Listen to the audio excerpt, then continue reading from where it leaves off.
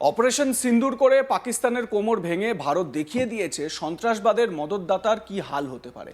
তবে তারপর থেকেই রাজনৈতিক এবং সামরিক টানাপোড়েন চলছে। সামরিক শক্তির দিক থেকে ভারত কতটা শক্তিশালী তা এই মুহূর্তে গোটা বিশ্ব জেনে গেছে। মাস কয়েক আগে এই অপারেশন সিন্দুরে পাকিস্তানের শক্তি কতটা তা মেপে নিয়েছে ভারত। চীন তুরস্কের থেকে ধার করে সমস্ত অকেজো যুদ্ধাস্ত্র, ফাইটার জেট, ড্রোন কিনে রেখেছে। আদতে তা কোনো কাজেরই নয়, তা ভালো মতোই জানে পাক সরকার। আর এত কিছুর পরও দেখে শিক্ষা হয়নি বর্তমানে পাকিস্তানের বেস্ট ফ্রেন্ড কারা বলুন তো?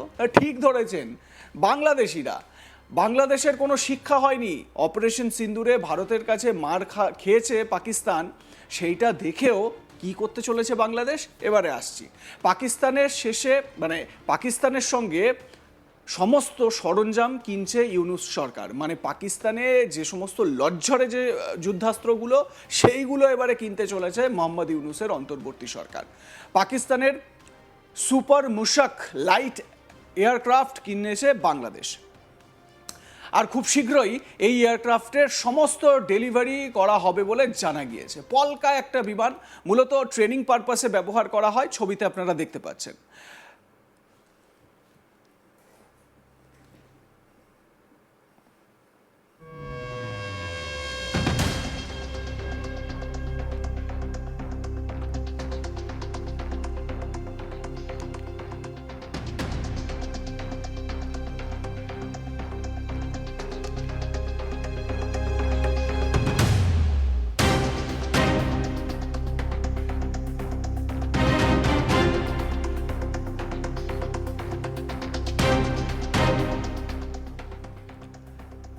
পাকিস্তানও খুব ভালো মতোই জানে তারা বাংলাদেশকে পুরো মুরগি বানাচ্ছে। আর অন্তর্বর্তী সরকার, মোহাম্মদ ইউনূসের অন্তর্বর্তী সরকার জেনে শুনেও মুরগি হচ্ছে, দেশের জনতাকে মুরগি বানাচ্ছে। দেশের জনতার ট্যাক্সের টাকায় এইভাবে পলকা জিনিস কিনছে পাকিস্তানের থেকে, অকেজো চৈত্র সেলে বিক্রি হওয়া জিনিসপত্র।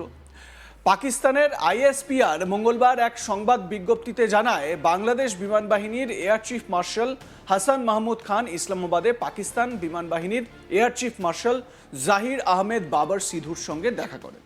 বৈঠকে প্রশিক্ষণ, ক্ষমতা বৃদ্ধি এবং মহাকাশ প্রযুক্তিতে সাহায্যের ওপর গুরুত্ব দিয়ে পরিচালনগত সহযোগিতা ও প্রাতিষ্ঠানিক সমন্বয় জোরদারের বিষয়টি আলোচনায় প্রাধান্য পায়। এই যে দুই এয়ার চিফ মার্শালের মধ্যে যে কথা হচ্ছে সেই ছবিও আমাদের হাতে এসেছে, দেখুন সেই ছবি।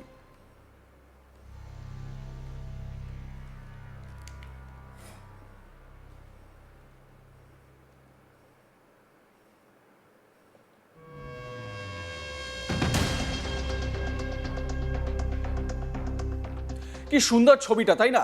মানে দুই দেশের, বাংলাদেশ পাকিস্তানের এয়ারফোর্সের চিফ তারা বসে আলোচনা করছেন।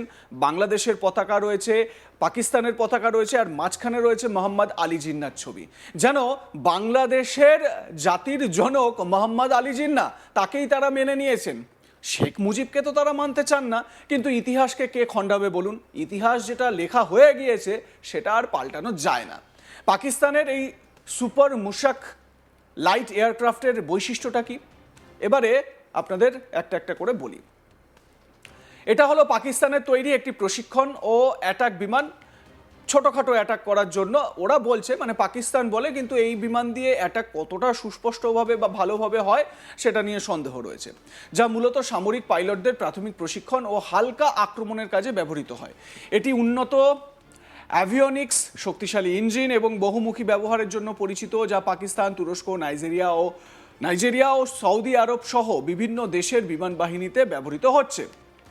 এবং এর লাইট অ্যাটাক সংস্করণটি লেজার গাইডেড মিসাইল বহন করতে সক্ষম। প্রধান বৈশিষ্ট্য কি? ভূমিকা: প্রাথমিক উড্ডয়ন প্রশিক্ষণ, মানে আগে ওড়ার যে ট্রেনিং, কিভাবে ওড়াতে হয় প্লেন, সেই প্রশিক্ষণ, এবং হালকা অ্যাটাক মিশন, মানে ছোটোখাটো অ্যাটাক মিশন করার জন্য এটা ব্যবহৃত হয়। ইঞ্জিন হচ্ছে গিয়ে 260 হর্স পাওয়ারের টেক্সট্রন লাইকমিং IO 540 V4A5 piston engine. Performance প্রায় 240 কিলোমিটার প্রতি ঘন্টা সর্বোচ্চ গতিতে উঠতে পারে এবং 814 কিলোমিটার অপারেশনাল রেঞ্জ রয়েছে। ডিজাইন 2 সিটের পাশাপাশি বসার ককপিট, ভালো গ্রাউন্ড ক্লিয়ারেন্স এবং তৃতীয় ক্রু মেম্বারের জন্য বড় লাগেজ কম্পার্টমেন্ট। এবারে আসি অ্যাটাক ক্ষমতায়। হালকা অ্যাটাক ভ্যারিয়েন্টটি বার্ক লেজার গাইডেড মিসাইল ও অ্যান্টি ট্যাঙ্ক মিসাইল উৎক্ষেপণ করতে পারে। অ্যাভিওনিক্স, আধুনিক UHF, VHF radio, GPS, VOR, ILS, transponder ইত্যাদি অন্তর্ভুক্ত রয়েছে এর মধ্যে। বিশেষত্ব হচ্ছে স্বয়ংক্রিয় স্পিন রিকভারি সুবিধা রয়েছে, যা প্রশিক্ষণের জন্য সুবিধা হতে পারে। বেসামরিক ও সামরিক অপারেটরদের জন্য মৌলিক প্রশিক্ষণের জন্য এটা ব্যবহারকারী দেশ কোন কোন দেশ ব্যবহার করে? পাকিস্তান, তুরস্ক, নাইজেরিয়া, সৌদি আরবিয়া, কাতার। এইবারে আপনাদের বলি ভারতের কাছে কি রয়েছে। ভারতের কাছে রয়েছে HTT-40 প্রশিক্ষণ বিমান। এই হচ্ছে ভারতের সেই বিমান, টার্বো ট্রেনার 40 এয়ারক্রাফট, ঝাঁ চকচকে একেবারে, দেখলেই বোঝা যাবে এটাও লাইট ওয়েট এবং হালকা অ্যাটাক করতে পারে। কিন্তু পাকিস্তানের ওই বিমানকে মাঝ আকাশে বা আকাশপথে যত দূর যেতে পারে আকাশেই কিন্তু খতম করতে সক্ষম এই বিমানটি।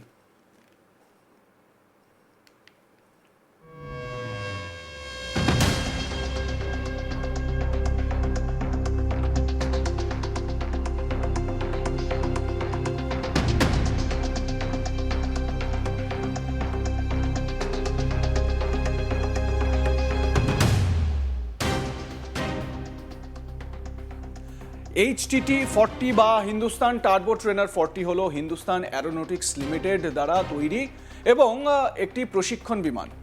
এটি নাসিক এবং বেঙ্গালুরুতে তৈরি করা হয়। এতে 56%-এরও বেশি দেশীয় উপাদান রয়েছে। বিমানটি প্রাথমিক প্রশিক্ষণের উদ্দেশ্যে ডিজাইন এবং নির্মিত হয়েছিল। এই বিমানটি ভারতের তৈরি। এটি হিন্দুস্তান অ্যারোনটিক্স লিমিটেড দ্বারা ডিজাইন করা হয়েছে।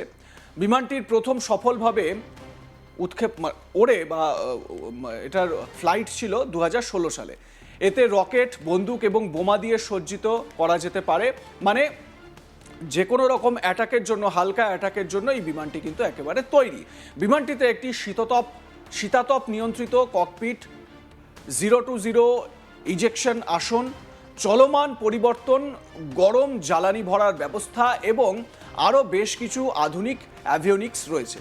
জরুরি অবস্থার সময় বিমান ক্রুদের বিমান থেকে বেরিয়ে যেতে বা ইজেক্ট করতে সাহায্য করে। আগে ইজেকশন আসনগুলিকে নির্দিষ্ট উচ্চতা এবং নির্দিষ্ট গতিতে বের করার প্রয়োজন হতো, তবেই আসনগুলি প্যারাশুট খুলতে পারত।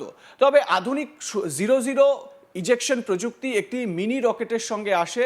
যাত্রী বের হওয়ার সঙ্গে সঙ্গে রকেটটি জ্বলে ওঠে এবং ইজেকশনের জন্য প্রয়োজনীয় উচ্চতা এবং গতি অর্জন করে।